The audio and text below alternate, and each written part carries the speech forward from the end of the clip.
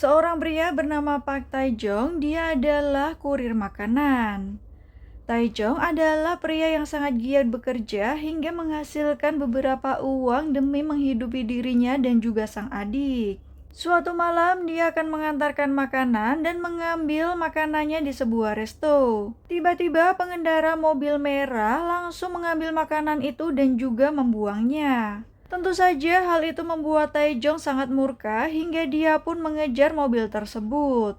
Dengan rasa marah dan juga kesal, Tae-jong berhasil untuk mengejar mobil merah tersebut. Nah, Tae-jong akhirnya berhasil untuk menyalip mobil itu dan juga menghentikannya. Tae-jong pun keluar dengan mengambil makanan sisa serta melemparnya ke penumpang mobil merah.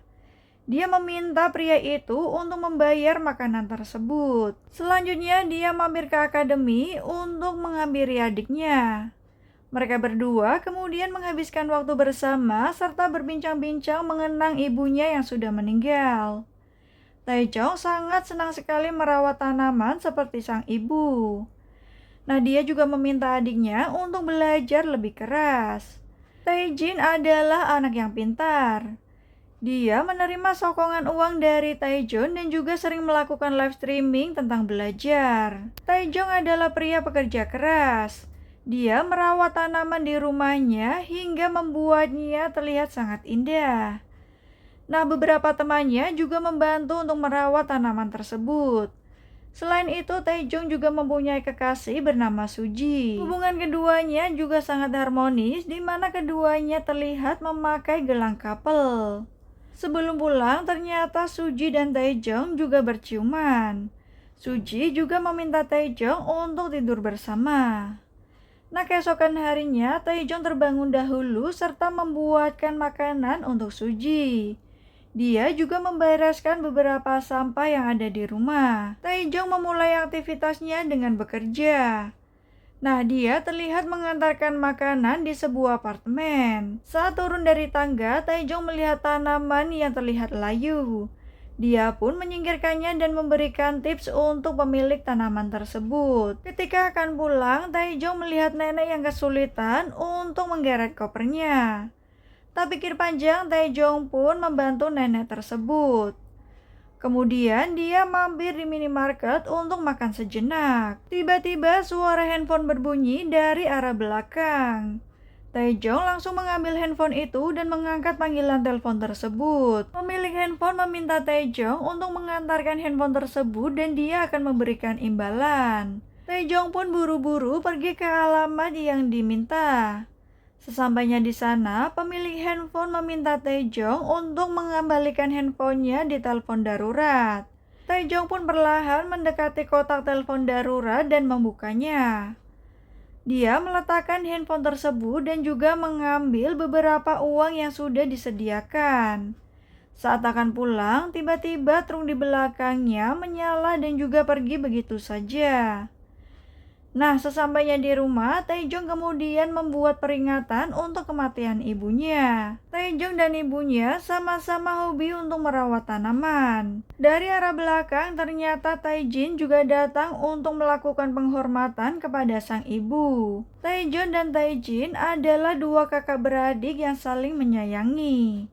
Selain itu, Tae-jin juga adalah orang yang sangat pintar. Nah, saat hujan tiba, terlihat Tae-jong mengambil satu pot bunga.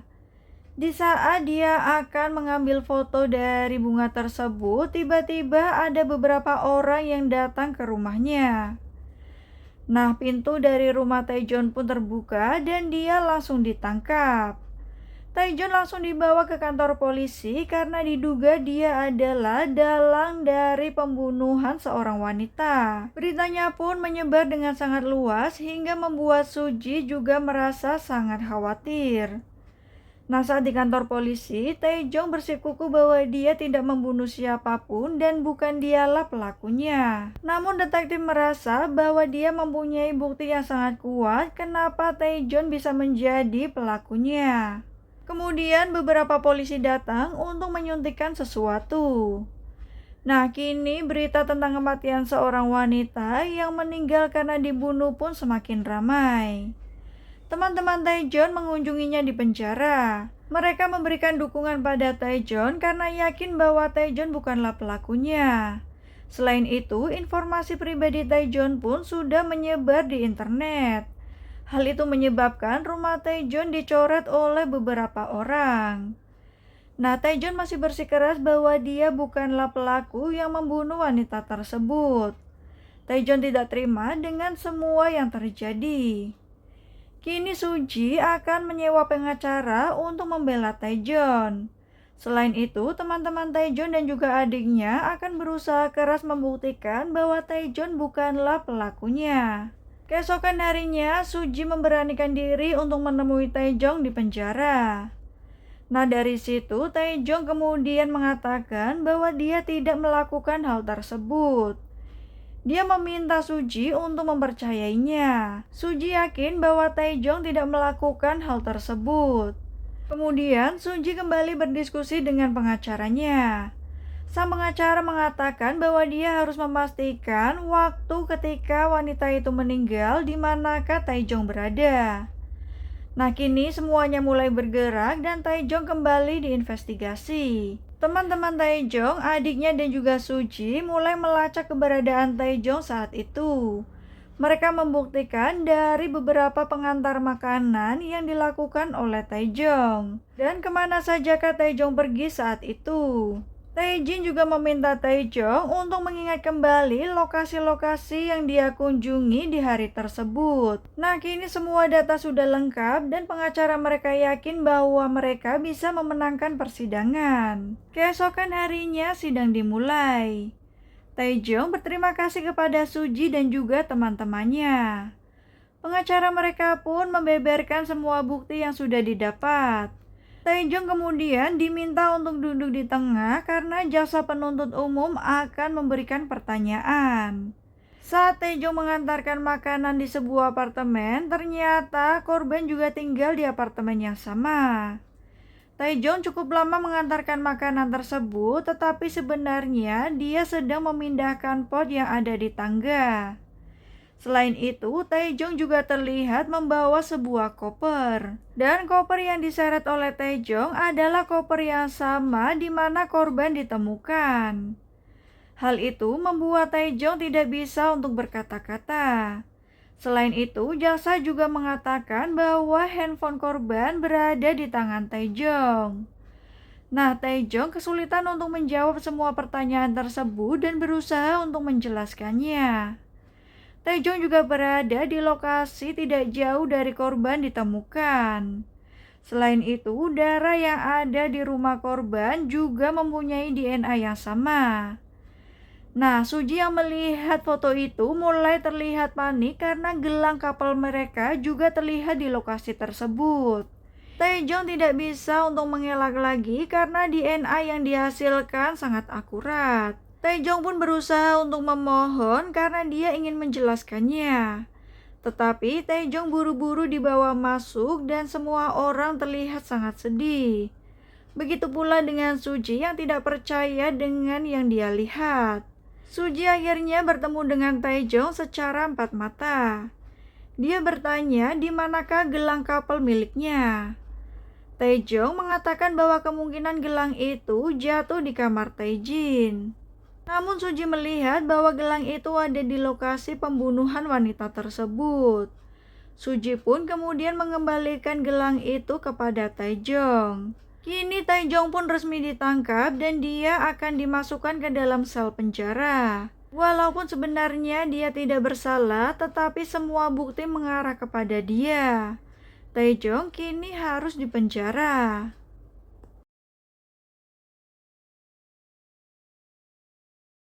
Setelah masuk ke dalam area penjara, akhirnya Taejong diminta untuk ganti baju. Dia pun resmi ditahan atas tuduhan pembunuhan. Tiba-tiba seorang pengacara bernama Kim Sang-rak datang menemuinya untuk menawarkan bantuan. Dia percaya bahwa Taejong tidak melakukan kesalahan. Kim Sang-rak meminta Taejong untuk memberitahu semua rahasia yang mungkin bisa membantunya. termasuk dengan keluarganya yang saat ini. Taejong memberitahu bahwa kemungkinan gelangnya jatuh di kamar adiknya Taejin. Mendengar hal itu, Kim Sang-rak pun akan segera memastikannya. Kini, Park Taejong akhirnya masuk ke dalam sebuah sel. Tetapi dia dihadang oleh beberapa orang dan juga preman di dalam penjara. Taejong diminta untuk berlutut dan juga tidak melawan mereka. Taejong pun kemudian dihajar oleh sekelompok preman tersebut. Setelah sipir datang, akhirnya Taejong dibebaskan dan masuk ke dalam selnya. Nah, orang yang berada di sel yang sama juga menganiaya Taejong hingga membuat dia ketakutan. Keesokan harinya, Taejong kembali untuk bergabung dengan narapidana lain. Saat dia duduk untuk makan, ada dua narapidana yang memberitahunya bahwa preman tersebut bernama Yu Doksu. Dia juga membunuh sang adik dan juga memperkoasnya. Nah, kemudian Taejong dibawa ke suatu tempat dan ternyata dia hanya dijebak. Taejong kembali dipukul oleh preman-preman tersebut. Tiba-tiba Kim Sang-rak datang dan memberitahu bahwa adiknya Taejin mengakhiri hidupnya. Kini hidup Taejong semakin hancur karena sang adik sudah meninggal. Dia merasa bahwa hidupnya sudah tidak berarti lagi. Taejong pun berusaha untuk mengakhiri hidupnya, namun dia tiba-tiba teringat dengan sang adik. Taejin terlihat berteriak dan juga meminta Taejong untuk segera pergi. Akhirnya Taejong sadar dan dia berhasil diselamatkan. Saat itu ada narapidana lain bernama Noh Hyung-sik yang sangat berempati kepada Taejong. Dia juga merupakan pelayan dari gereja. Hyung-sik berusaha mendekati Taejong dan juga memberikan semangat untuknya. Selain itu, Hyung-sik juga memberikan beberapa motivasi apa yang bisa dilakukan Taejong untuk merubah hidupnya. Karena beberapa kali Taejong berusaha untuk mengakhiri hidupnya. Hyung-sik yang merasa kasihan kepada Taejong meminta dia untuk melakukan apa yang bisa membuatnya bertahan. Dia juga berusaha untuk menenangkan Taejong. Kini Taejong pun mulai merubah hidupnya dan juga menulis semua kegiatan yang akan dia lakukan. Selain itu, Taejong juga masih sering dipukul oleh kelompok Yu Doksu. Nah, Taejong juga menyalurkan hobinya dengan merawat tanaman. Taejong terus belajar di dalam penjara. Dia juga melatih fisiknya agar tahan banting ketika dihajar oleh kelompok Yu Doksu. Orang yang terus memberinya semangat dan juga motivasi adalah Noh Hyung-sik. Berkat dirinya, kini Taejong bisa bangkit dari keterpurukan. Taejong terlihat semakin kuat dan juga semakin siap. Hingga akhirnya waktu berjalan 5 tahun kemudian. Seorang pria bernama An Yo-han terlihat menelpon seseorang. Nah, dia ternyata dalang dari semua itu. Nah, akan ada target selanjutnya. Sementara ketika Taejong sedang menanam beberapa tanaman, ternyata sipir dari penjara sangat menyukai Taejong. Sipir itu bernama Yang Chul-won, di mana dia juga sering meminta bantuan Taejong dalam merawat tanaman. Nah, dia juga mengakui keahlian Taejong dalam merawat tanaman-tanaman tersebut. Setelah sipir itu pergi, tak lama Noh Hyung-sik datang. Dia memberikan sepotong kue kepada Taejong karena ada yang ingin dia sampaikan.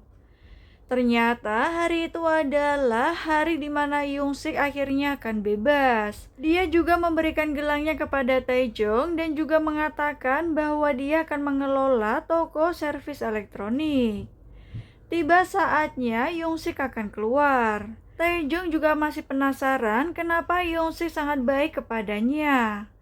Bagi Hyung-sik, dia hanya ingin melihat Taejong terus bertahan dan juga tetap hidup. Setelah Hyung-sik berjalan menjauh, Taejong berteriak memanggil namanya dan juga mengucapkan terima kasih atas segalanya. Hyung-sik pun akhirnya benar-benar pergi. Nah, keesokan harinya ketika Taejong sedang membaca Alkitab, tiba-tiba ada seorang pria baru yang masuk ke dalam penjara. Pria itu kemudian masuk ke dalam gereja. Dia juga membuat pengakuan di dalam sebuah ruangan. Kini Taejong yang berperan sebagai pelayan gereja memberikan Alkitab kepadanya. Namun pria itu tiba-tiba mengatakan bahwa dia tidak bersalah.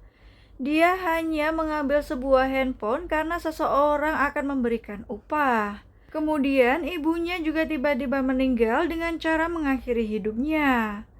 Nah, seorang pengacara datang dan juga berniat untuk membantunya. Dia merasa bahwa dirinya sedang dijebak.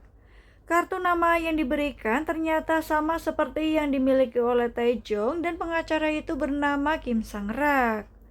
Hal itu membuat Taejong akhirnya tersadar bahwa mereka sedang dijebak. Keesokan harinya, tahanan baru tersebut tiba-tiba meninggal dengan menelan beberapa kertas dari Alkitab. Hal itu membuat Taejong semakin marah dan juga semakin kesal. Tak lama, Taejong meminta Kim Sang-rak untuk segera datang. Dia membahas tahanan baru yang baru saja meninggal karena mengakhiri hidupnya. Sebelumnya, Kim Sang-rak mengatakan akan membantu dia. Tetapi ternyata hal itu sama dengan apa yang dialaminya dulu. Hal itu pun membuat Taejong semakin murka karena hal yang sama terjadi kepada dia saat adiknya meninggal. Setelah mendengar semua kebohongan Kim Sang-rak, Taejong mulai murka hingga menyerangnya. Para sipir pun datang dan berusaha untuk memisahkan mereka berdua. Ternyata benar gelang Taejong jatuh di kamar Taejin.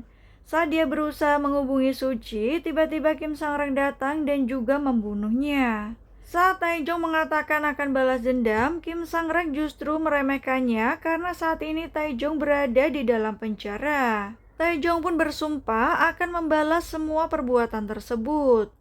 Kim Sang-rak terlihat panik dengan menghubungi seseorang bahwa aksinya ketahuan. Taejong kemudian datang ke gereja dan mengembalikan Alkitab miliknya. Selain itu, Taejong juga terlihat mencabut sebuah paku yang menempel di kursi.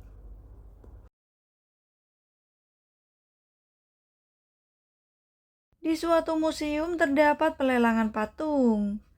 Para pengunjung harus melakukan penawaran tertinggi untuk mendapatkan patung tersebut.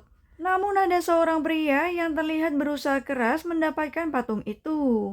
Di balik penawaran harga patung ternyata ada An Yohan. Nah, pria tua itu adalah salah satu klien dari An Yohan. Untuk membayar semua jasanya, Yohan meminta agar pria tua tersebut mendapatkan patung itu. Akhirnya dia pun melakukan penawaran terhadap patung tersebut dengan harga yang paling tinggi. Dan hal itu tentu saja membuat An Yohan sangat puas dengan apa yang dilakukan. Nah, akhirnya An Yohan pun pulang mengendarai mobilnya. Dia adalah pria yang hidup dengan kemewahan serta kesenangan. Sesampainya di rumah, patung tersebut ternyata sudah dikirimkan. Anak pria tua tersebut sebelumnya melakukan kejahatan. An Yohan memanipulasi pelakunya agar anak dari pria tua itu bisa bebas. Keesokan harinya, saat Yohan sedang melakukan meeting, tiba-tiba Kim Sang-rak menelpon. Dia memberitahu bahwa Taejong sudah mengetahui semua rencananya. Di lain sisi, ada seorang dokter yang juga merupakan kaki tangan dari An Yohan. Dia diminta untuk melakukan tugas lain di dalam penjara. Sementara saat Park Taejong sedang berjalan, tiba-tiba anak buah Yu Dok-soo menghalanginya. Mereka terlihat masih meremehkan Taejong. Tiba-tiba salah satu anak buah Dok-soo memukulnya. Tentu saja Taejong tidak akan tinggal diam dan akhirnya dia bisa melawan. Walaupun awalnya tersungkur, Taejong akhirnya bisa mengalahkan semua anak buah Yu Dok-soo. Dia pun memperingatkan agar tidak mengganggunya lagi. Kemudian terlihat dua orang gadis yang berhenti di depan toko perbaikan elektronik. Ternyata itu adalah toko milik No Young-sik. Salah satu wanita masuk ke dalam toko dan juga mengambil beberapa uang yang sudah disembunyikan. Melihat wanita itu mengambil dengan seenaknya, No Young-sik tidak bisa berbuat apapun. Selain itu, No Young-sik ternyata juga memajang foto dirinya dengan Taejong saat di penjara. Nah, wanita itu kemudian pergi meninggalkan toko elektronik milik No Young-sik. Entah belum diketahui siapakah identitas wanita tersebut. Tak lama No Yong-sik kedatangan pendeta dari gereja. Pendeta tersebut mengatakan kondisi Taejong yang baru saja berubah. Nah, tiba waktunya untuk makan siang di mana Yoo Dok-soo pergi begitu saja setelah dipermalukan oleh Taejong. Beberapa narapidana mulai bergunjing dan mengatakan bahwa Yoo Dok-soo terlihat ketakutan. Mendengar hal itu, Dok-soo tidak terima langsung menghajar narapidana tersebut. Tak lama salah satu narapidana datang, dia bernama Du Gang-jae yang juga merupakan gangster di dalam penjara tersebut. Yoo Dok-soo dan juga Du Gang-jae adalah dua geng yang sangat bermusuhan.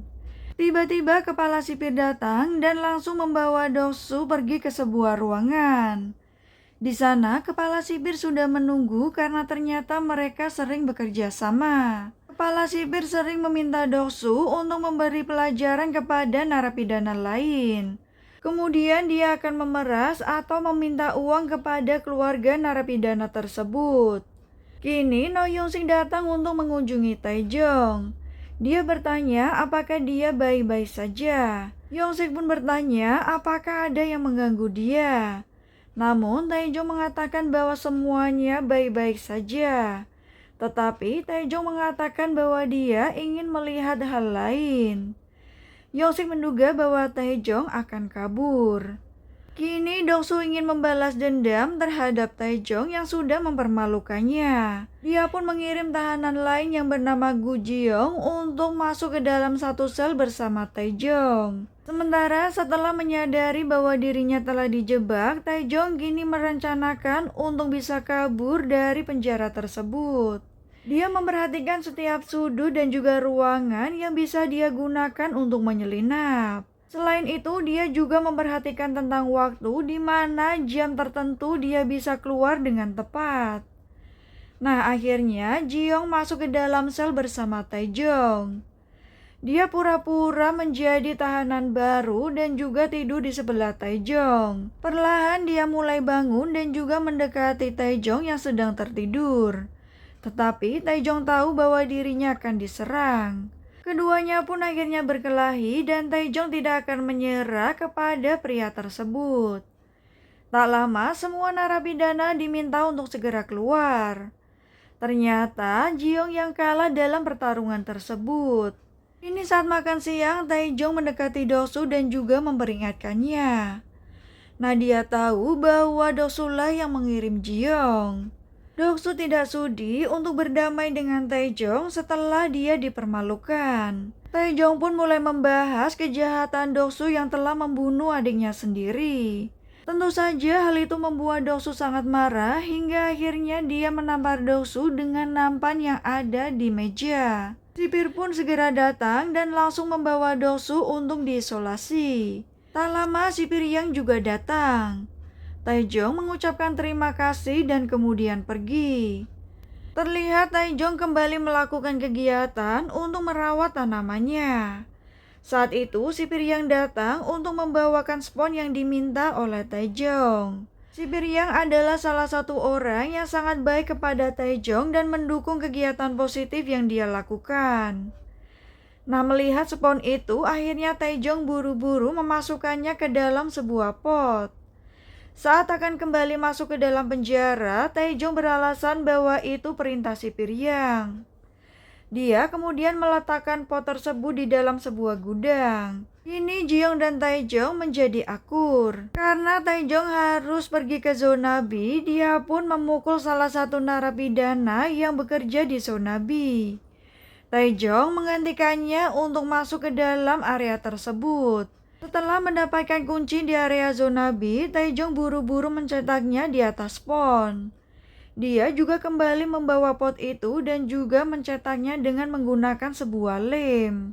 Dia pun buru-buru untuk menyembunyikan pot tersebut.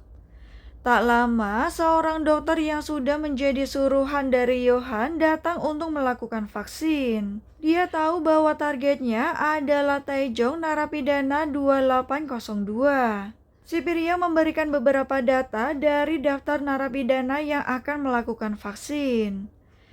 Nah, dokter tersebut sudah menyiapkan racun untuk disuntikkan ke tubuh Taejong. Sementara Taejong masih melakukan kegiatan pengelasan. Tiba-tiba seorang sipir meminta bantuannya untuk memperbaiki mobilnya yang mogok. Dengan buru-buru dia langsung memotong salinan kunci yang sudah dia cetak di atas pon. Sementara sipir sudah selesai makan siang dan akan kembali untuk melihat mobilnya dan membawakan burger untuk Taejong. Nah, Taejong berhasil membuat salinan kunci itu dan juga menyimpannya di dalam saku. Curiga Taejong tidak ada di mobil, tetapi ternyata dia sedang memperbaiki salah satu mesin mobil tersebut. Nah, di saat Taejong akan pergi, sipir kembali melakukan pengecekan alat deteksi logam. Namun ternyata Taejong tidak ketahuan karena kunci tersebut tidak ada di dalam sakunya. Nah, di saat Taejong akan kembali ke dalam sel, tiba-tiba kelompok Du Gangjae menghentikannya. Gangjae mengatakan bahwa dia sangat salut kepada Taejong dan akan berada di pihaknya saat melawan Doksu. Namun Taejong mengatakan bahwa dia tidak membutuhkan semua itu. Ternyata salinan kunci itu dia sembunyikan di dalam kantong burger. Taejong juga mengatakan bahwa dia akan kabur melalui pintu gerbang utama penjara. Saat Taejong masuk ke dalam sel, salah satu sipir sudah menunggunya. Ternyata dia menggantikan Taejong dengan narapidana lain untuk divaksin. Sipir itu sudah melakukan pertaruhan demi memilih Doksu dalam pertarungan yang akan dilakukan. Kini tiba saatnya Taejong masuk ke dalam sebuah ruangan untuk melakukan pertarungan. Di sana Gangjae sudah menunggunya karena beberapa orang akan melakukan pertarungan. Taejong yang tidak mempunyai banyak waktu untuk kabur dari penjara, dia pun segera menghajar orang-orang tersebut. Hingga akhirnya Taejong pun berhasil melumpuhkan mereka dan pergi dari tempat tersebut. Saat Taejong akan kembali ke dalam sel, ternyata sipir Yang dan dokter sudah menunggunya. Nah, Taejong masih mempunyai waktu setengah jam untuk melarikan diri dari penjara. Dia pun akhirnya divaksin dengan menggunakan racun tikus. Taejong merasa sedikit gelisah karena dia menunggu waktu yang tersisa.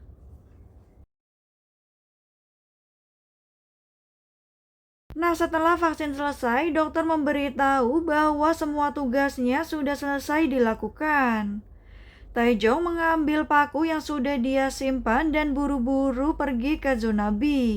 Dia memasukkan paku itu ke dalam saklar dan kemudian memukulnya. Setelah sipir pergi dari ruangannya, Taejong kembali membuka ruangan tersebut.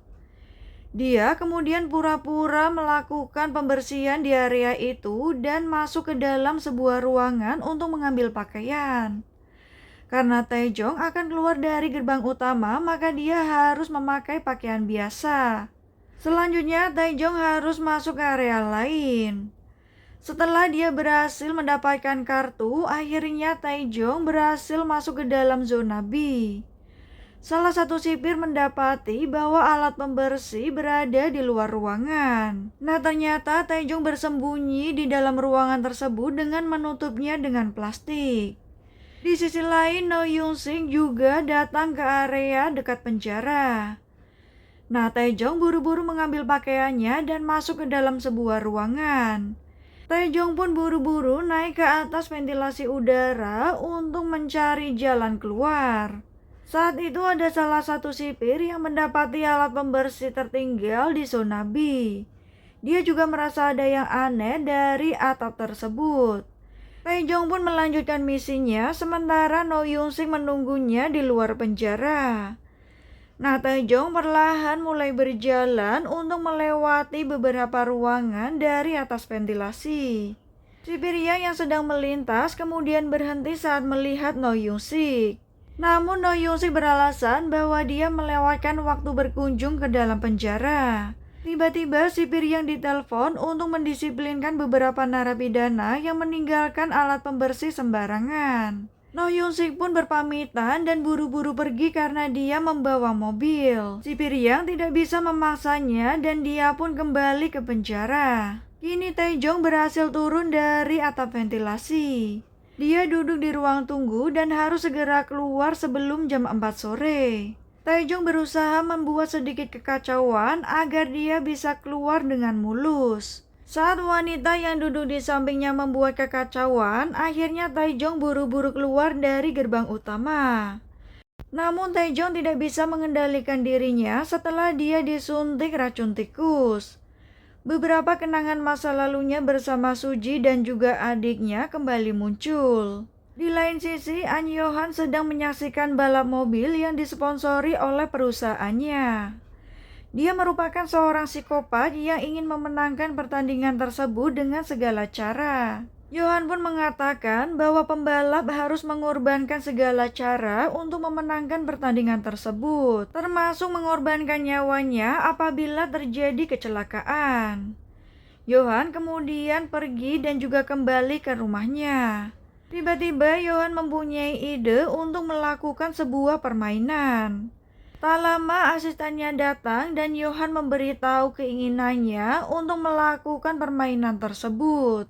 Dia juga meminta daftar klien yang berhubungan dengan Kementerian Hukum, dan permainan kejam pun akan segera dimulai. Kemudian sebuah mobil datang dan ternyata itu adalah komisaris yang datang untuk menemui kepala sipir. Saat komisaris masuk, ternyata dia datang bersama An Yohan. Saat melihat Yohan, kepala sipir meminta dia untuk keluar. Tetapi komisaris justru memberikan penghormatan dan meminta dia untuk menuruti semua permintaan Yohan. Akhirnya Yohan pun mendekatinya dan mengatakan bahwa dia harus melakukan apa yang diminta. Yohan kemudian mengeluarkan proposal yang sudah dia buat. Dia ingin beberapa narapidana melakukan kegiatan relawan lingkungan. Selain itu, Yohan juga memberikan beberapa emas kepada sipir untuk melakukan apa yang diminta. Kepala sipir tidak mempunyai pilihan lain selain menuruti perintah Yohan, karena jika tidak, dialah yang akan dipecat. Yohan juga meminta mengirimkan narapidana yang melakukan kejahatan paling kejam. Nah, di lain sisi, sipir Park akhirnya melihat CCTV di mana Taejong melakukan aksinya. Dia kembali menelusuri beberapa tempat yang digunakan oleh Taejong untuk melarikan diri. Dia juga naik ke atas ventilasi serta turun di zona B. Kemudian masuk ke dalam ruangan tunggu dan keluar dari gerbang utama penjara. Namun ternyata semua aksinya sia-sia karena Taejong gagal untuk melarikan diri. Saat ini dia masih dalam perawatan karena terkena racun tikus. Dokter juga heran mengapa dalam tubuh Taejong ditemukan racun tikus saat dia akan melarikan diri. Tak lama sipir yang akhirnya datang dan dia menduga ada seseorang yang sengaja untuk meracuninya. Selain itu, sipir yang juga mengungkapkan beberapa area yang dituju oleh Taejong saat akan melarikan diri. Nah, sipir yang merasa kecewa karena selama ini mempercayai Taejong. Sipir yang kemudian memberitahu bahwa No Young-sik datang untuk berkunjung. Taejong justru meminta sipir yang untuk menyampaikan rasa terima kasih yang banyak kepada No Young-sik. No Young-sik pun tidak tahu apa maksud dari Taejong menyampaikan semua itu. Kini semua narapidana mulai bergunjing tentang Taejong yang mencoba melarikan diri dan juga meminum racun tikus. Begitu pula dengan Gang Jae yang tidak menyangka dengan hal itu. Di lain sisi, salah satu anggota dari Yudoksu memberitahu bahwa anggota mereka ada yang beralih ke Gang Jae. Nah, tak lama kepala sipir datang membawa proposal yang diberikan oleh Yohan. Doksu pun akhirnya dikeluarkan dari sel isolasi. Nah, kini dia mulai akan membalas dendam kepada Taejong. Beberapa orang yang berada di ruangan perawatan kemudian pergi karena melihat Doksu dan juga anggotanya menuju ke tempat tersebut. Dokter yang menangani Taejong juga berada di luar. Sipir yang mulai curiga mengapa dia tidak masuk ke dalam. Nah, akhirnya Doksu dan juga anggotanya masuk ke dalam ruangan tersebut dan juga mulai menghajar Taejong. Namun Taejong juga berhasil untuk melawan mereka semua. Di saat si Piriang datang, semua anggota Doksu menyuruhnya pergi karena si Piriang tidak menggunakan seragam. Saat Taejong mengancam salah satu anggota Doksu, dia pun kemudian diserang oleh beberapa anggota lainnya. Perkelahian pun terus berlangsung. Sementara kepala sipir membagikan uang kepada stafnya untuk membantu dia melakukan apa yang diperintah oleh Yohan. Terlihat sipir yang menyembunyikan alarm darurat. Semua sipir pun terlihat panik dan buru-buru keluar untuk mengecek kondisi di dalam penjara. Nah, Taejong masih berusaha keras untuk melawan Doksu dan juga beberapa anggotanya. Setelah melawan beberapa dari mereka, akhirnya Taejong kini akan berhadapan langsung dengan Doksu. Sipir yang berlari untuk menghentikan semua itu. Tetapi kini Taejong dan Doksu akan berhadapan secara langsung dan juga bertarung secara mati-matian. Taejong ditusuk oleh Doksu namun dia berhasil untuk melawannya. Anggota Doksu yang berjaga kini berusaha untuk menutup pintu agar para sipir tidak masuk ke dalam ruangan. Doksu dan Taejong kini masih berusaha untuk menyelamatkan nyawa mereka masing-masing. Sipir berhasil untuk menerobos ruangan tersebut. Dan Taejong berhasil untuk melukai kuping dari Doksu. Kemudian Taejong dimasukkan ke dalam sel isolasi. Dia mulai berhalusinasi bertemu dengan adiknya Taejin. Saat itu Taejin seolah-olah datang menemuinya dan bertanya apakah dia baik-baik saja. Taejong hanya bisa pasrah dan juga tidak bisa berbuat apapun, hanya memandang sang adik. Tiba-tiba kepala Taejong dan juga beberapa narapidana lain ditutup menggunakan kain hitam. Mereka dipaksa untuk dibawa ke sebuah tempat menggunakan sebuah truk. Nah, saat itu semua narapidana yang diminta oleh Yohan akan dikirim ke suatu tempat. Nah, mereka dibawa menggunakan sebuah truk dan dikawal oleh beberapa mobil. Sesampainya di sana, mereka semua dipaksa turun dan menuju ke sebuah tempat. Yohan juga melihat beberapa data dari narapidana yang sudah disiapkan. Keesokan harinya, mereka mengenakan pakaian serba putih. Yohan yang sudah menunggu mereka pun terlihat sangat senang. Kini semua narapidana yang berhasil diculik dan juga dibawa ke tempat tersebut akan masuk ke dalam perangkap dan juga permainan Yohan.